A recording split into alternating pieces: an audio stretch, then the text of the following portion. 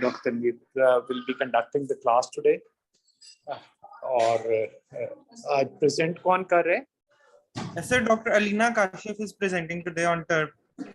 अच्छा, चलिए. So let's get things organized. तो इतनी देर में Dr. Meet join करते हैं, फिर वो he will be conducting the class today. Right.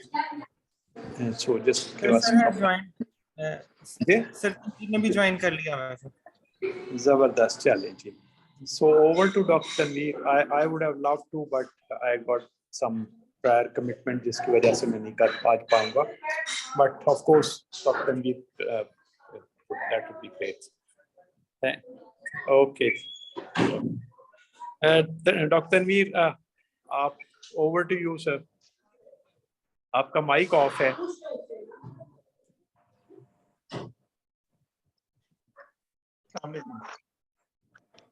Thank you, sir. Thank you, Ji. Thank you. Okay, bachcho. Thank you, Start sir. the class. Assalamu alaikum everyone. I'm Dr. Aleena Kashif, working as a second year resident at Doctor's Hospital. And today we'll be discussing about transurethral resection of prostate, also known as TURP. So the learning objectives for today will, first of all, we'll be going through the relevant anatomy, then the irrigation fluids that are used, preoperative considerations, the anesthetic techniques, the potential complications, and towards the end, we will be discussing about the TURP syndrome. Let's first start off with the case report. A 74-year-old male underwent TURP under spinal anesthesia. He had a history of hypertension, previous mitral valve repair in 2008, and hypercholesterolemia. The resection time was 1 hour 20 minutes with a total of 30 liters of 1.5% glycine irrigation. The intraoperative course was uneventful and the patient remained stable throughout. In the recovery, the patient complained of nausea, became pale and sweaty, and his GCS deteriorated. He developed a bradycardia, a heart rate of 38 per minute, with a non-invasive blood pressure of 111/50. He was treated with glycopyrrolate 0.2 mg and then a further dose of 0.2 milligrams. Arterial blood gases revealed sodium 127 millimoles, which was preoperatively 138. The patient was managed as acute TURP syndrome and was given 100 ml of 8.4% sodium bicarb intravenously due to his CNS changes. He made a good recovery and was discharged home 3 days later. Starting off with the introduction, just a few facts and figures. TURP remains, it is the surgical gold standard for the treatment of BPH, which causes urinary obstruction and increases the risk of UTIs. The perioperative morbidity from this procedure ranges between 18 and 26%, and the mortality rate may be as high as 1%. Between 1 and 8% of the TURP procedures are complicated by the TURP syndrome. And the syndrome can occur as early as within 15 minutes after resection starts or even up to 24 hours post-operatively. Now we'll discuss briefly about the anatomy. The normal prostate gland size is about 20 grams and it encircles the urethra as it emerges from the base of the urinary bladder. It is a rich blood supply and venous drainage as well the large thin-walled sinuses adjacent to the capsule. Basically, it is described as having 4 histological zones: the central, peripheral, anterior, and transitional. And it is the transitional zone that is the site of BPH and also 10% of the prostatic carcinoma. Basically, around 20% of the men aged 40 years and around 50% at the age of 50 years and 70% of the men at the age of 60 years develop BPH.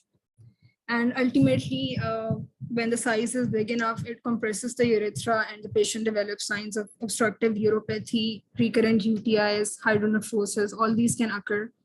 So the risk increases as the age increases.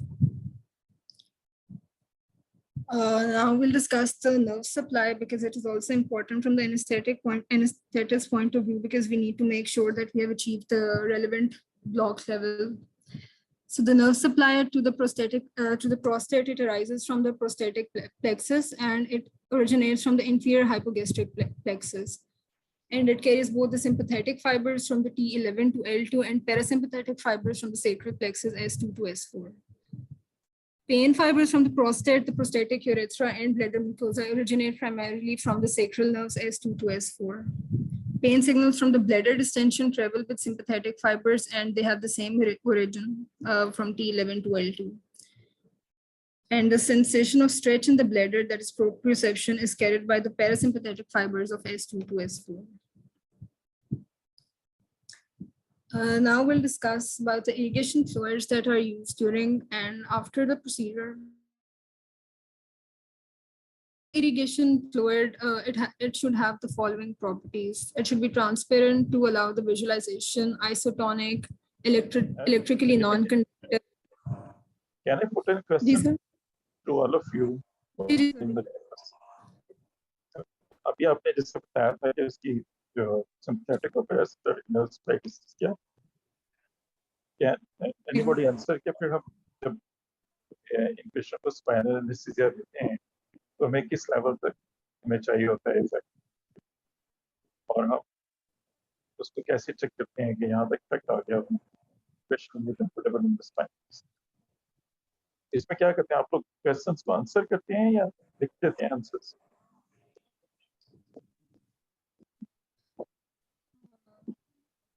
Hello ji sir, साथ भी discuss कर लेते हैं और towards the end of the session भी depends on the consultant जैसे वो कहते हैं। अभी हमने ये क्वेश्चन किए हैं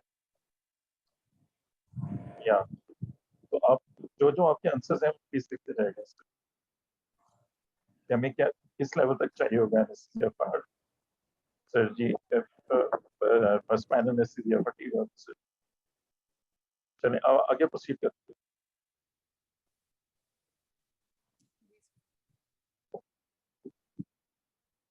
Ideal irrigation fluid should be transparent, isotonic, electrically non-conductive, non-hemolytic, non-metabolized, non-toxic, inexpensive, sterile. We do not have any single irrigation fluid that fulfills all these criteria. So the fluids that are most commonly used are the 1.5% glycine. We are also using this in our clinical practice. It is basically a hypotonic with respect to plasma with osmolality of 220 milliosmoles per kg. Other fluids that can be used include mannitol 5% and sorbitol 3.5%. So now the preoperative consideration when we are assessing the patient. So things that we should be careful about. First of all, we know that the patients are usually elderly and they're in the geriatric age group and may have coexisting diseases involving other systems. So we should have a full medical history examination, full blood count, electrolytes, electrocardiograph, and chest radiograph if it is indicated. The assessment of cardiovascular system is particularly important, and we need to make sure that we do not have any signs and symptoms of failure, because we do anticipate that there will be fluid absorption during the procedure, and if the patient is already in the cardiac failure, that will precipitate his condition. So assessment of cardiovascular system is important. Also, we need to make sure that there are no signs of obstructive uropathy. For instance, the patient does not already have hydronephrosis, and we need to rule out if the patient is already having ongoing urinary tract infection, because if the patient already has UTI, there is the risk of postoperative septicemia. And these patients are elderly and have osteoarthritis, or they may have prosthetic joints. So we need to make sure that there is careful positioning, because the procedure is done in the lithotomy position. So we need to make sure that we are careful with the positioning of the patient. Now the anesthetic techniques. Electrolytes in these patients. Sorry, मैं सवाल ज़्यादा तो नहीं पूछ रहा, मैं पहले तो क्लास कंडक्ट कर रहा हूँ आपको। Why even need electrolytes in these patients?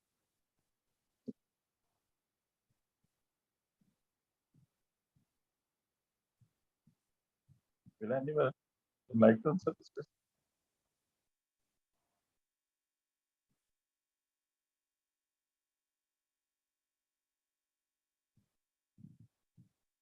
जवाब देना.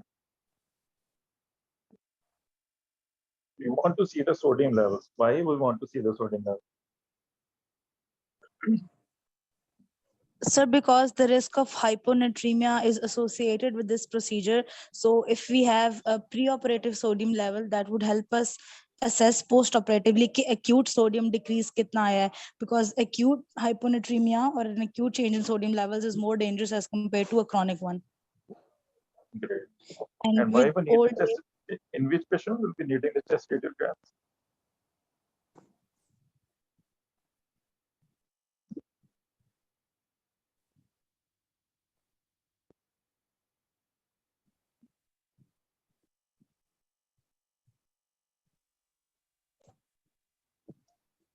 generally we go for all patients above 60, but if a patient had a disease of like a history of a pulmonary disease or a history of dyspnea or decreased metabolic reserve, then we might need to get one to rule out any pathology.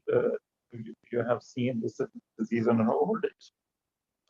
Like most of the patient presented at the age of 50s and 60s, और अगर कोई smoking वगैरह की history हो तो उसमें हमें chest radiograph देखिए हम देख सकेंगे कोई COPD of the near patient साथ में disease तो नहीं है क्योंकि if the patient has an element of COPD, you convince the patient more towards the spinal disease. Otherwise, may have a fast indication to chest radiograph.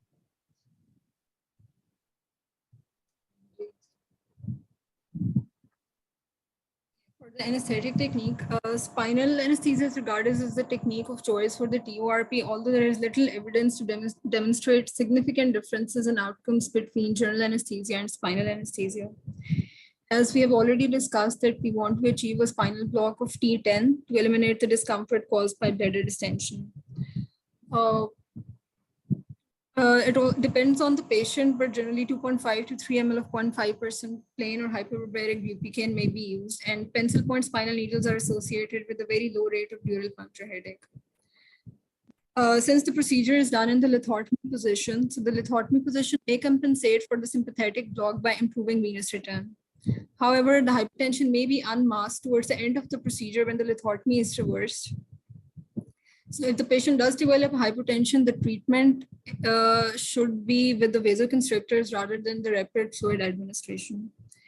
And there should be careful monitoring of arterial pressure throughout the operation and afterwards. If required, sedation may be provided with 1.1 to 2 milligrams of midazolam, although this may cause confusion, disinhibition, and restlessness. So propofol infusion in low dose may be more successful.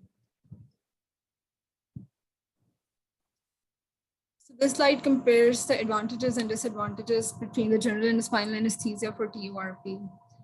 Discussing the general anesthesia first, it may be useful in the patients who are unable to lie supine for any length of time, or the patients who have persistent cough, although the incidence of myocardial ischemia is the same as for spinal and general anesthesia.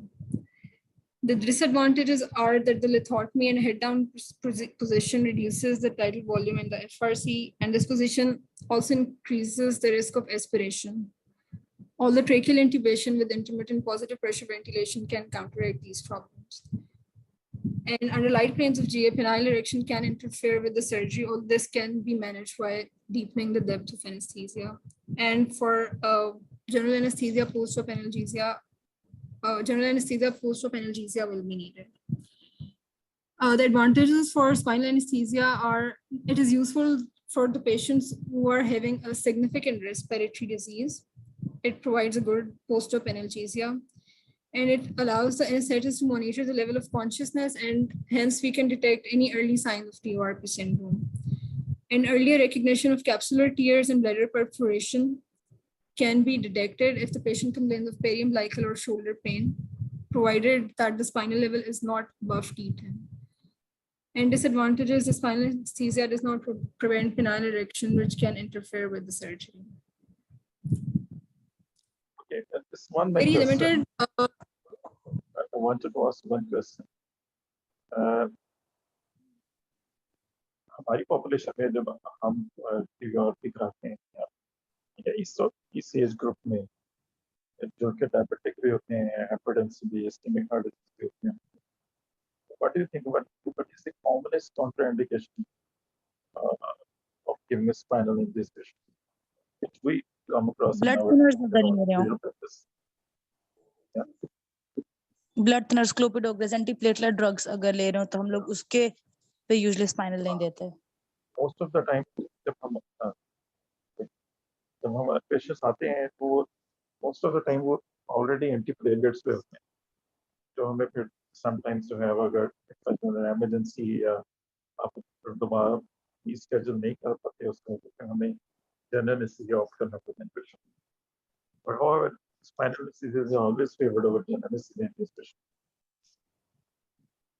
Lesson ये है कि हमें spinal anesthesia ही ज़्यादा prefer किया जाता है.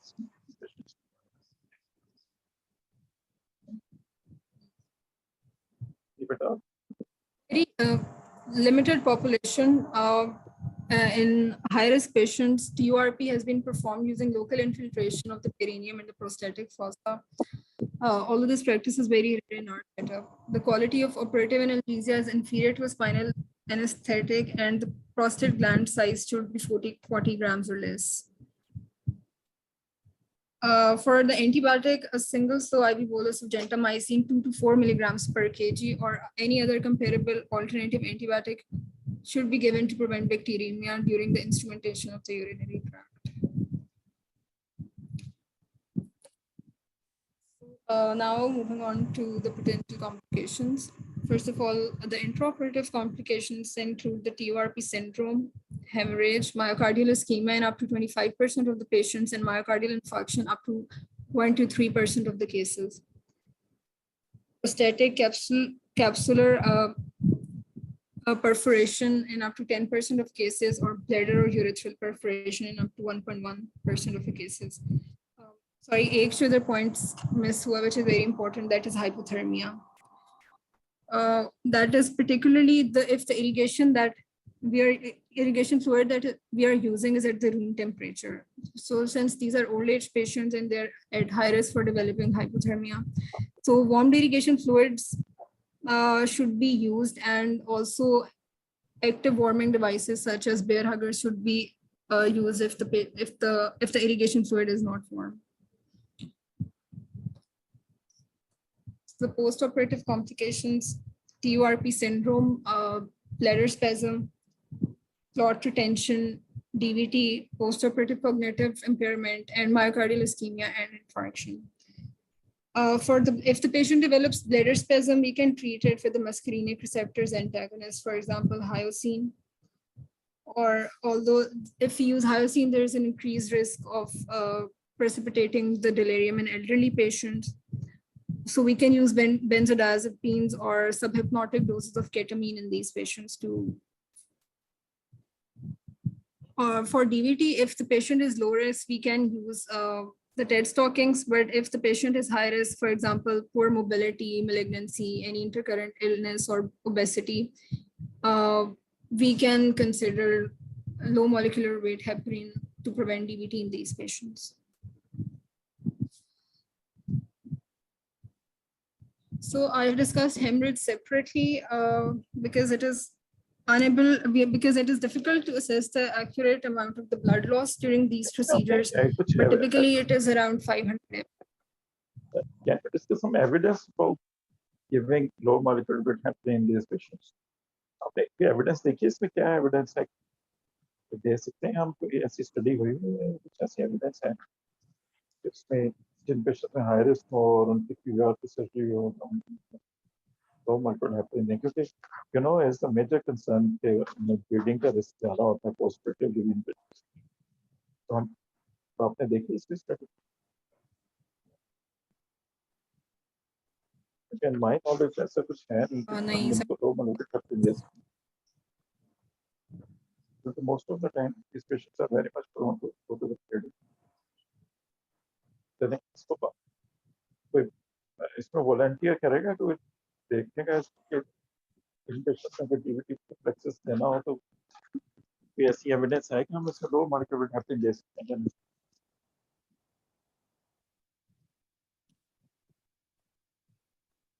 Doctor ज़नैरा देखेंगे इसके ऊपर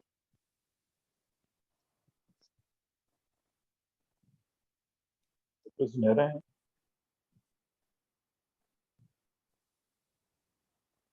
हेलो आवाज आ रही? हेलो,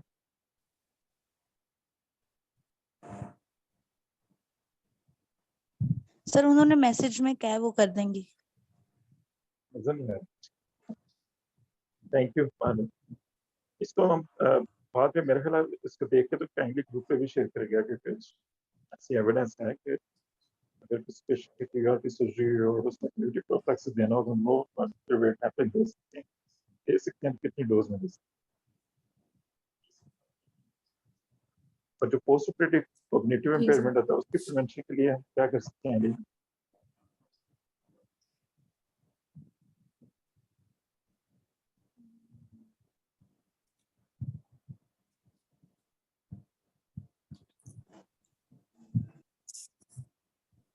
सर सबसे पहले तो हम टर्प सिंड्रोम रूल आउट करेंगे। काउंसलिंग। यस, आप इंट्राऑपरेटिव टूल इस तरह यूज करेंगे, बहुत ज़्यादा फ्लूइड ओवरलोड में नहीं करेंगे। अगर TURP सिंड्रोम में कॉग्निटिव इम्पेयरमेंट तो होती है, बट TURP सिंड्रोम के अलावा भी इनको कॉग्निटिव इम्पेयरमेंट हो सकती है। अगर पेशेंट इंट्राऑपरेटिव हाइपोथर्मिक हो तो इलेक्ट्रोलाइट अनबैलेंस हो जाए, ज़्यादा ब्लीडिंग हो जाए, या पहले ही प्री ऑपरेटिवली से कॉग्निटिव इम्पेयरमेंट हो, जो कि इस एज के पेशेंट्स में होने के चांसेस होते हैं।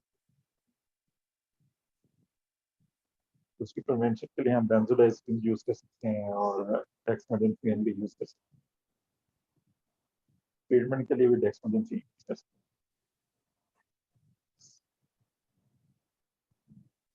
हैं। ग्रेट, आगे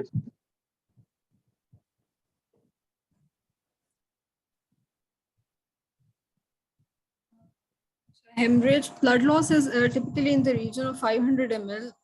Since we cannot estimate the accurate blood loss, it's typically between 2.4 and 4.6 ml of blood per minute of the resection time, whichever anesthetic technique is used. So if the resection time is prolonged, naturally the blood loss will be greater. There are a few methods by which the blood loss can be estimated. For example, assessing the hemoglobin concentration of the discarded irrigation fluid by measuring the electrical conductivity of the discarded irrigation fluid, or in the laboratory by radioactive albumin or red cell labeling techniques. But these techniques are not routinely used.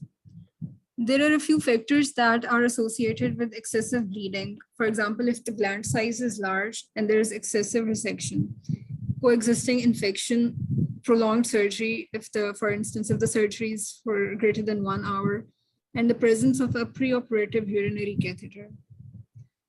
Urokinase is released from the raw prostate tissue, and it may provoke systemic fibrinolysis, which may worsen the postoperative hemorrhage.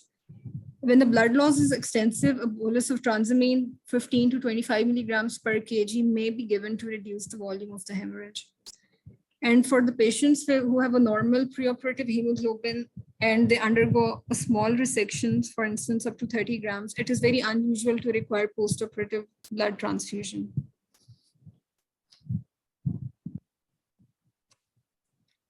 It's now we'll discuss the TURP syndrome. Sorry, is there any other means through which we can, prevent, we can reduce the blood loss during TURP surgery?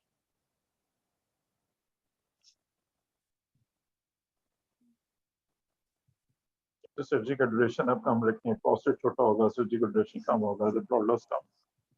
फिर और तरीका भी है, yes, प्रोफिलैक्टिकली ट्रांसमीन नहीं, laser से अगर आपकी URP का कम होगा, होल्मियम लेजर यूज करते हैं, उसमें बस ये डिसएडवांटेज है कि उसमें हमें बायोप्सी के लिए सैंपल नहीं मिलता, बट दैट इज क्योंकि वो साथ साथ ही कोएगुलेट करता जाता है laser, usually holmium laser use कर रहे होते हैं। कुछ सेक्शन करके ले लेते हैं बायोप्सी, तो बाकी आप लेजर से सर्जरी कर लेते हैं तो partly reduces the blood loss. Even जो bipolar diathermy है उससे भी blood loss काफी कम होता है। तो आप सर्जन ज़्यादा प्रेफर करते हैं bipolar diathermy यूज करने पे, या अगर कोई अनस्टेबल पेशेंट हो या बहुत बड़ा प्रोस्टेट हो तो लेजर से यूज करते हैं, उससे ब्लड लॉस कम होता है। एक चीज हमें देखनी होगी कि जनरल एनेस्थीसिया में और स्पाइनल एनेस्थीसिया में ब्लड लॉस के ऊपर कुछ डिफरेंस है। एक जैसा ये दोनों टाइप ऑफ एनेस्थीसिया। क्योंकि यूजुअली तो इसलिए किया जाता है कि किसी भी सर्जरी में अगर स्पाइनल एनेस्थीसिया आपने दिया हो तो ब्लड लॉस कम होता है as compared to general anaesthesia, usually peripheral vascular dilation इसमें देखना होता है कि अगर हम एक टीआरपी के पेशेंट को जीए देते हैं और एक स्पाइनल देते हैं, ब्लड लॉस में डिफरेंस होता है, इससे type anaesthesia.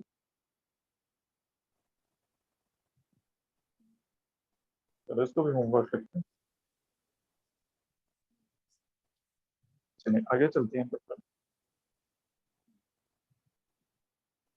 TURP syndrome, it is a clinical diagnosis based on the symptoms and signs caused by an excessive absorption of the irrigation fluid into the circulation. 3 acute changes are occurring during the TURP syndrome: changes in the intravascular volume, plasma sodium concentration, and the osmolality. The direct effects of the irrigation fluid, for instance, glycine and its metabolites, may also be important. The presentation is not always uniform, and the milder cases may be unrecognized. The other types of endoscopic surgeries that requires use of irrigation fluid, for example, hysteroscopy, may also give rise to the TURP syndrome, since maybe irrigation use हो रही होती है, but the occurrence of the syndrome in other surgeries is quite rare. Mild to moderate TURP syndrome may occur in 1 to 8% of the patients. The overall mortality is 0.2 to 0.8%. And as we have already discussed, it may present as early as 15 minutes after resection starts or as late as 24 hours post-operatively. Severe TURP is now rare, although it carries a mortality of up to 25%. The irrigation fluid is absorbed at a rate of between 10 and 30 ml per minute of the operating time. And 5 to 20% of the patients will absorb greater than 1 liter of the fluids. In some centers, although we are not practicing this, ethanol 1% is added to the irrigation solution and the patient's breath is tested for ethanol every few minutes. Positive test indicates a significant quantity of fluid has been absorbed. This method is more practical as compared to the other methods, which may involve weighing the patient, which it means that patient is placed on a bed scale and any increase in the body weight equates to fluid absorption, or a volumetric fluid balance in which you calculate the difference between the amount of irrigation fluid used and the volume of the fluid that has been recovered. But these methods are not commonly used. Even the ethanol method is not frequently used.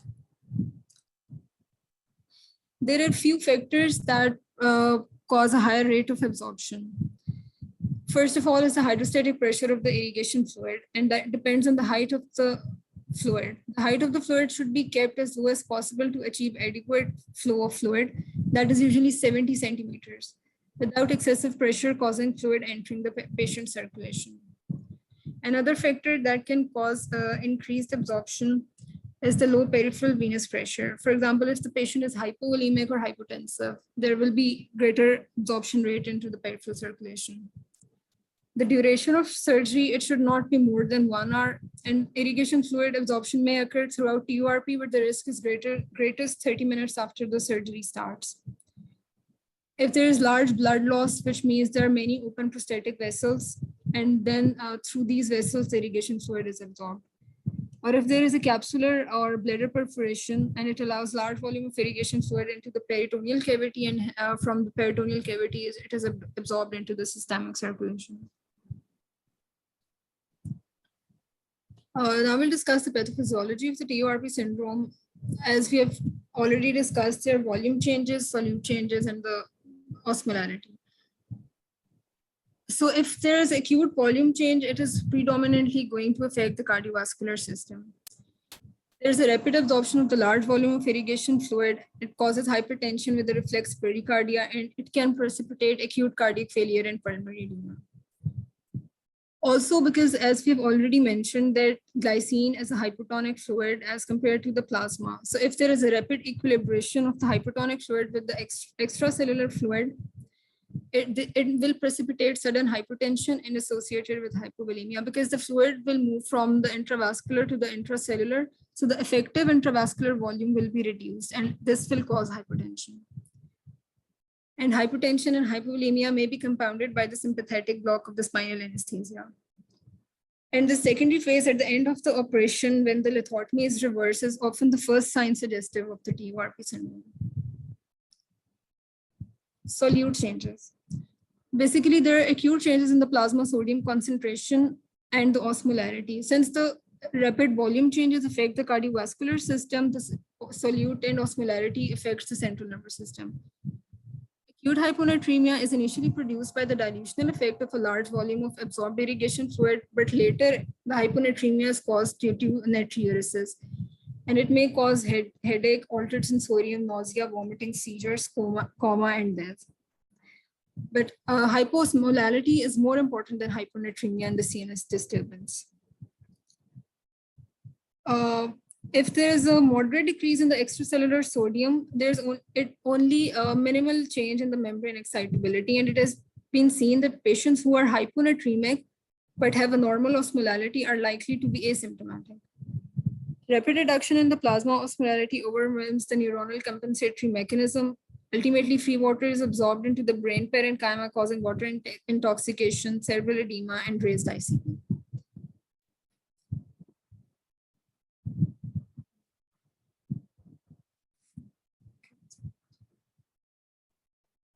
The serum salt, we should not only check for the serum sodium concentration isolated, but it should be measured in conjugation with the serum osmolarity.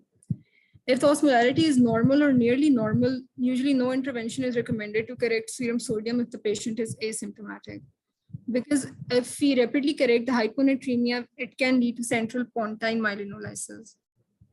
The presence of symptoms has been described as the most important factor determining the morbidity and mortality from the hyponatremia. An acute decrease to 120 millimoles per liter is invariably symptomatic and should be treated with hypertonic saline.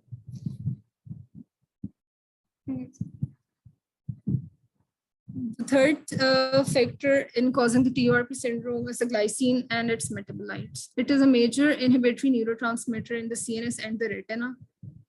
And the glycine toxicity causes nausea, headache, weakness, visual disturbances, including the transient blindness. It's the glycine that causes the transient blindness, and sodium only plays a minor role in visual disturbances. The glycine also directly depresses the myocardium.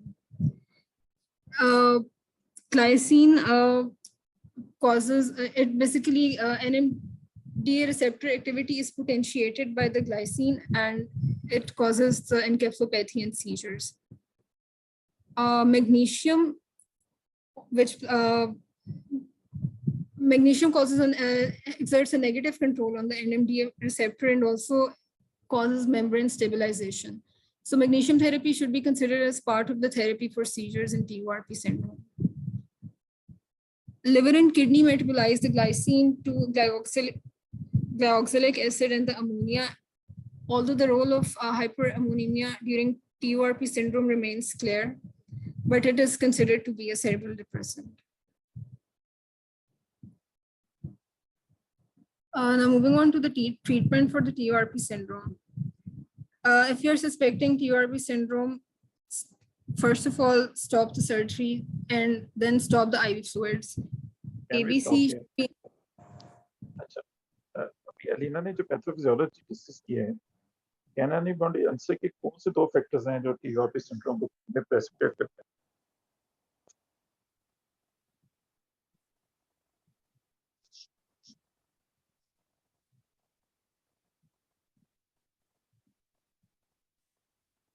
So volume of fluid जो absorb होता है और degree of hyponatremia जो के change आता है. एक तो वॉल्यूम ऑफ फ्लूइड और दूसरा जो फ्लूइड हम यूज कर रहे हैं उसकी ऑस्मोलैरिटी कैसी है. अगर वो हाइपोऑस्मोलर है तो it pressures more towards the TURP syndrome. और दूसरा ये कि अगर ग्लाइसिन यूज कर रहे हैं तो उससे ग्लाइसिन की वजह से भी TURP सिंड्रोम हो सकती है और उसकी टॉक्सिसिटी से भी हो सकता है. तो इसका मतलब एक तो हम ड्यूरेशन ऑफ सर्जरी कम रखें, वो कम हो तो कम चांसेस हैं TURP सिंड्रोम होने. दूसरा हम हाइपोटोनिक के बजाय आइसोटोनिक फ्लूइड यूज करें for irrigation. Can we use some isotonic fluid for irrigation? Sir, अगर bipolar use करें तो we can use isotonic saline. But wouldn't that be conductive?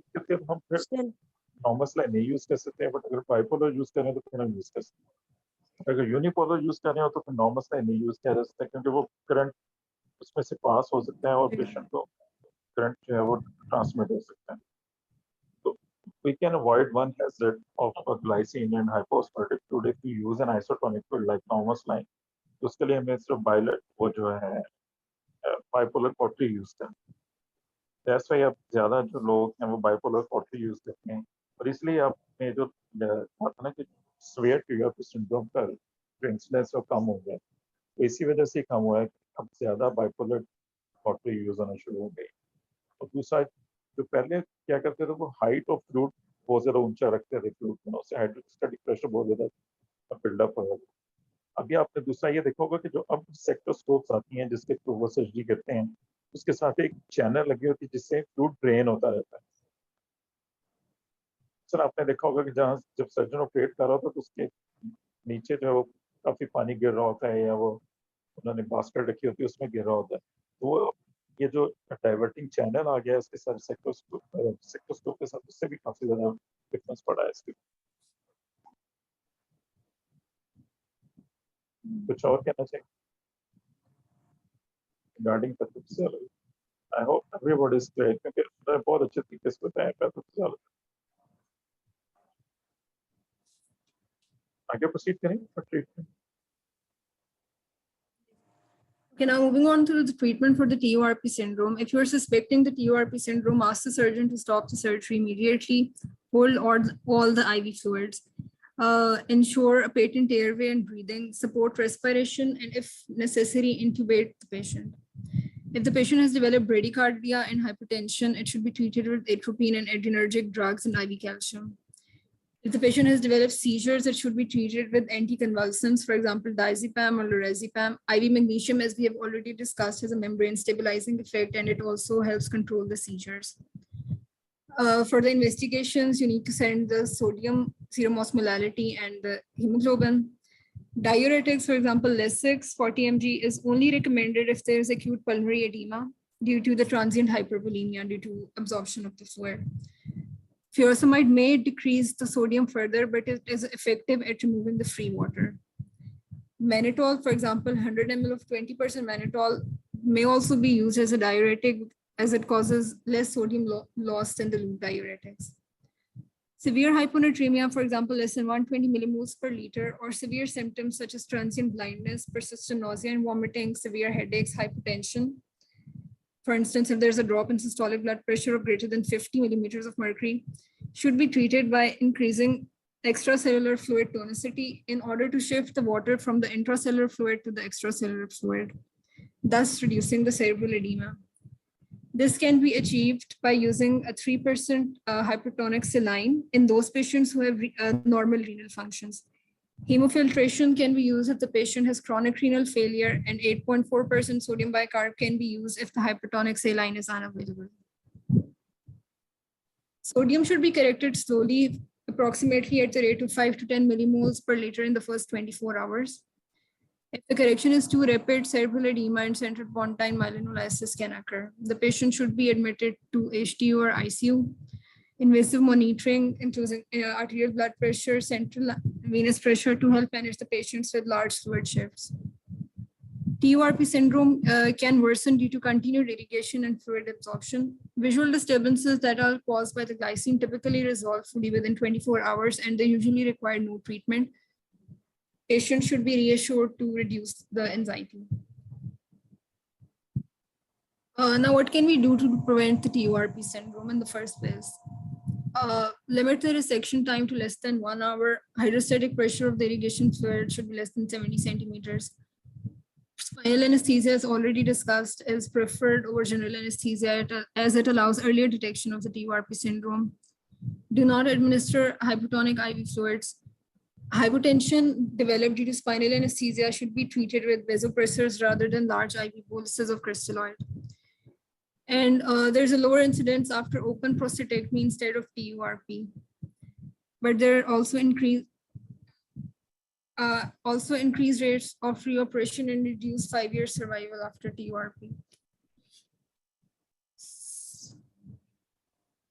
So now there are a few newer techniques of prostatic resections used that, as sir has already discussed, that we can use the lasers, ultrasounds, or microwave to vaporize the prostatic tissue and coagulate the surrounding blood vessels. These techniques are reported to cause less hemorrhage than conventional TURP, but specimens for histology cannot be obtained. But as sir has already mentioned that we can take the sample initially, resect karke, and then later on we can convert to the laser. Since as we have already discussed that if we are using the bipolar diathermy, we can use normal saline as the irrigation fluid, and it will further minimize the risk of the TURP syndrome.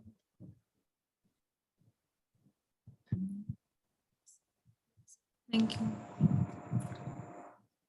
Thank you very much. It was wonderful presentation. आपने बहुत ही अच्छे तरीके से present किया. इसका कोई question हो?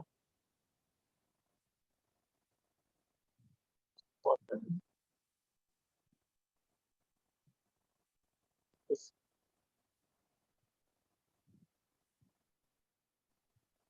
जब इसमें हाइपरनेट्रीमिया होता है हमारे लैब में हाइपरनेट्रीमिया आ जाता है, अगर हमें हाइपरटोनिक सेलेन देना तो किस डोज से देंगे हाइपरटोनिक सेलेन?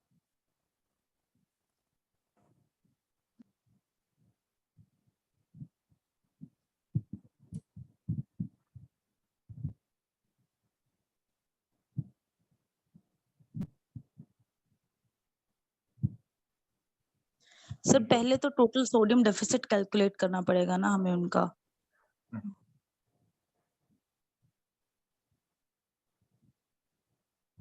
आता है फार्मूला आपको? सर फॉर्मूला पता है.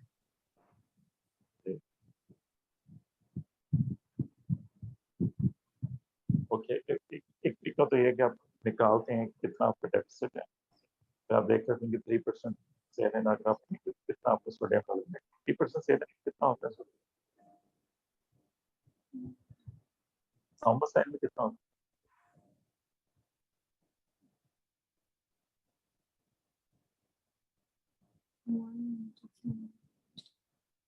मेरा इस बार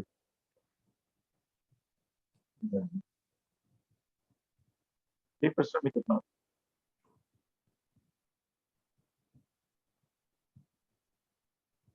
ओके, एक तरीका तो ये है कि आप देख सकते हैं कि कितना आपका डेफिसिट है और उसके अकॉर्डिंगली आप निकाल लेते हैं कि आपको कितना प्रूफ देना है. एक तरीका ये होता है कि आप 2 cc पर केजी जो है वो 2 ml पर केजी 3% होमस में 3% से नहीं को बोलस से उससे 5 मिलीग्राम्स जो है वो सोडियम बेसलाइन से तो आप एक 2 cc पर केजी का बोलस दे दें तो वो एडिक्वेटली आपको सोडियम जो वो बता देगा कितना आपको 24 आवर्स में चाहिए. 5 to 8 चाहिए होता है तो 5 बढ़ जाएगा. अगर आपके पास हाइपोटोनिक सेलेन नहीं है 3%, आप सोडा बैकअप यूज करें तो उसका 1 ml पर केजी का बोलस काफी होता है to increase the sodium up to 5 to 6 milligram. Sir एक क्वेश्चन था, और ये हम कितनी ड्यूरेशन में बोलस देंगे? डिपेंड करता है कि आपके सिम्टम्स कितने सीवियर हैं. अगर तो पेशेंट को कन्वर्जन्स हो रहे हैं और वो स्टुपरस हो गया या कोमा में जा रहा है तो 20-30 मिनट से.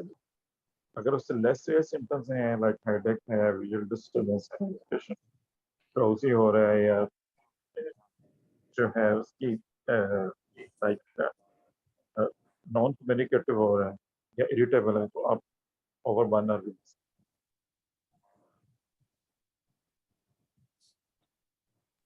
Thank you sir. और क्वेश्चन तो नहीं? Thank you very much. Thank you, Aleena, for such a nice presentation. बहुत अच्छा आपने Thank you, prepared किया. Well done. Okay, Thank you. you.